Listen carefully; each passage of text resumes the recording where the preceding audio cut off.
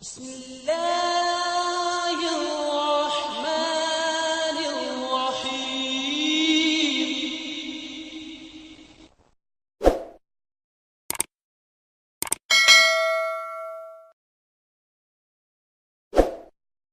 اللہ تعالیٰ سے جزا۔ جرمنی سے ایک اور ٹیلی فون کالر ہیں مکرم غلام فاروق احمد صاحب، ان کو بھی اپنے پروگرام میں شامل کرتے ہیں اور ان کا سوال سنتے ہیں۔ السلام علیکم ورحمۃ اللہ، غلام فاروق احمد صاحب۔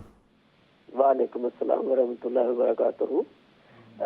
میرا سوال اس طرح سے ہے کہ پروگرام کے آغاز میں مکرم محمد حمید کوثر صاحب نے یہ فرمایا تھا کہ خلافت راشدہ کے اختتام یعنی حضرت علی کی شہادت کے بعد فیض عوج کا دور شروع ہوا تھا، تو میں نے پوچھنا یہ ہے کہ اس دور سے کیا مراد ہے اور یہ کتنا عرصہ جاری رہا؟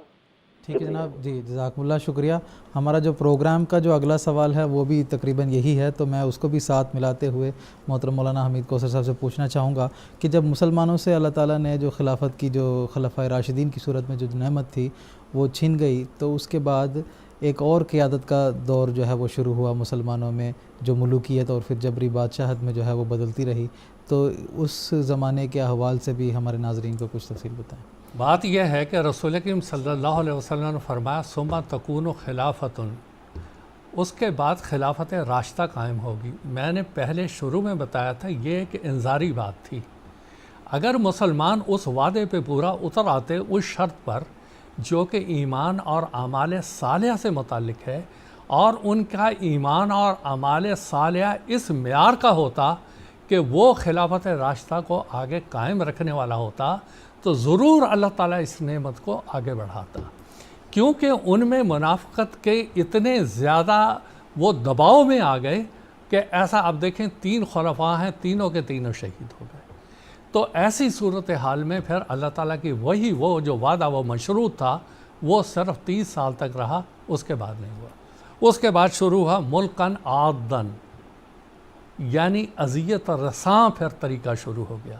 اب میں اس کی تھوڑی سی تفصیل بتاتا ہوں۔ حضرت عبداللہ بن عمر رضی اللہ تعالیٰ عنہ ایک بہت بڑے عظیم صحابی تھے، 86 سال کی عمر میں ان کی وفات ہوئی۔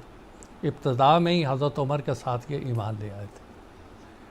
ہوا کیا کہ معاویہ ایک دن مسجد آئے، حضرت معاویہ، اور اپنے بیٹے یزید کو لائے اور ساروں کے سامنے اعلان کرنے لگے کہ یہ جو یزید ہے یہ خلافت کا سب سے زیادہ مستحق ہے، کیا کوئی اور بھی مستحق ہے؟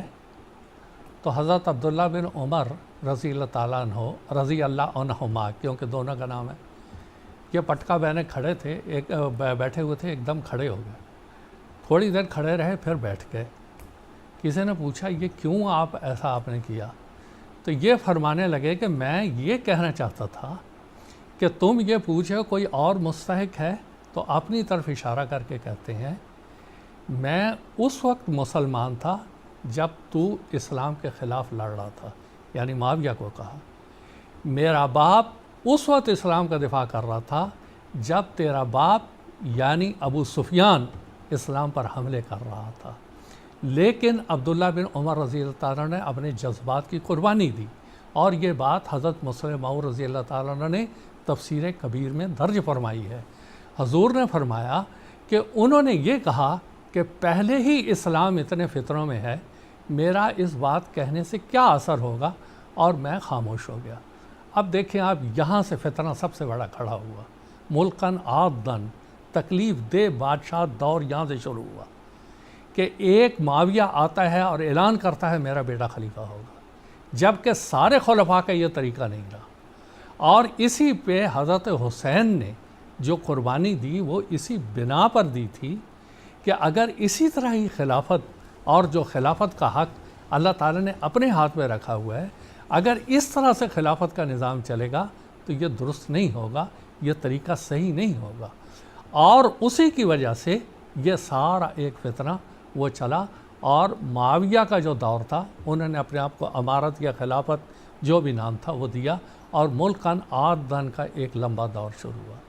پھر ایک بنو عباس کی خلافت شروع ہوئی، ان کا دور اور جبری تھا، اور تشدد تھا، اور اختلافات پیدا ہو گئے، اور یہ ایک لمبا سلسلہ اسلام کے اندر چلتا چلا ہے۔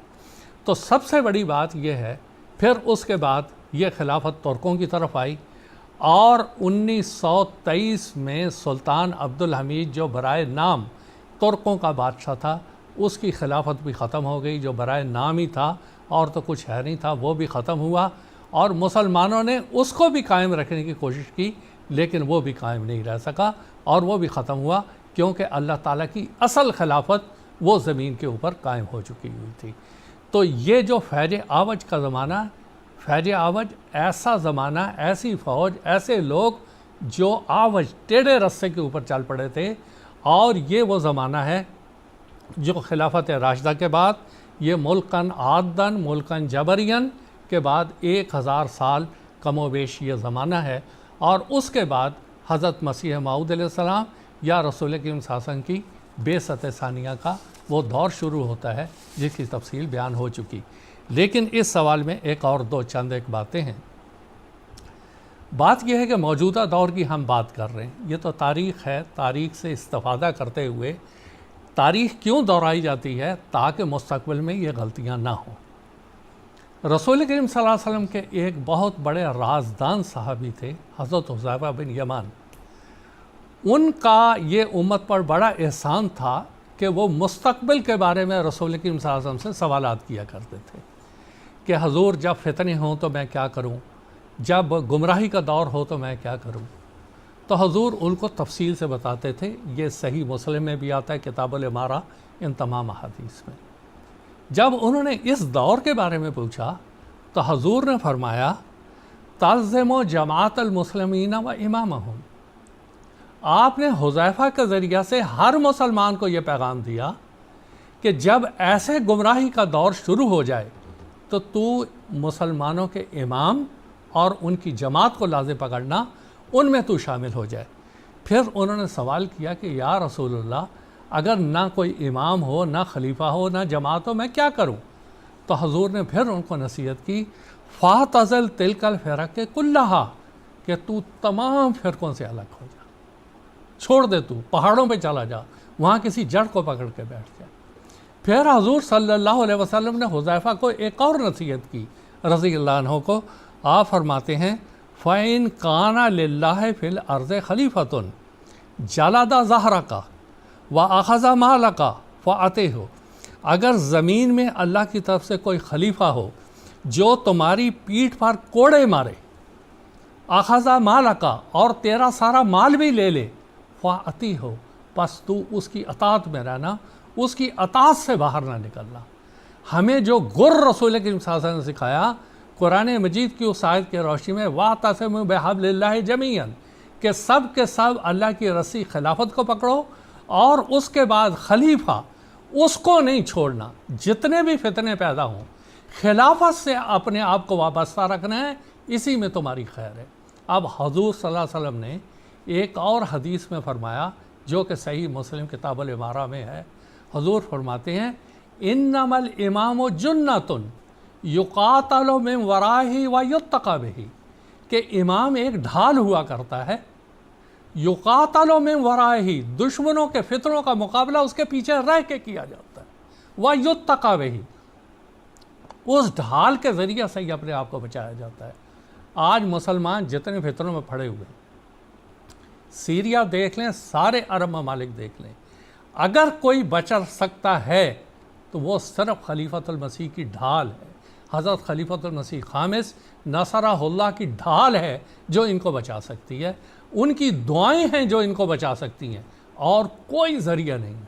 آج دیکھیں سیریا ایک اکھاڑا بنا ہوا ہے، اور حضرت مسیح موعود علیہ السلام کا ایک چھوٹا سا اعلان ہے، بلائے دمشق، کہ دمشق کی بلا نہ آگے ہے نہ پیچھے ہے۔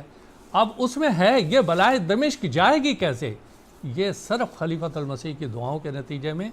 بس ہم تمام مسلمان بھائی جو یہ سارے کا سارا پروگرام دیکھ رہے ہیں، ان سے بڑے ادب سے عرض ہے کہ ان فتنوں سے بچنا ہے تو رسول کریم صلی اللہ علیہ وسلم کی اس نصیحت کو سنیں، انما الامام جنۃ، کہ امام ایک ڈھال ہوا کرتا ہے، یقاتل من ورائہ، اس کے پیچھے رہ کر دشمن کا مقابلہ کیا جا سکتا ہے، وَيُتَّقَ بِهِ، اور فتنوں سے اس کے ذریعے سے بچا جا سکتا ہے۔ اللہ تعالی ہمارے ان مسلمان بھائیوں کو ان باتوں کو سمجھنے کی توفیق دے اور اس پر عمل کرنے کی توفیق دے۔ جزاکم اللہ تعالیٰ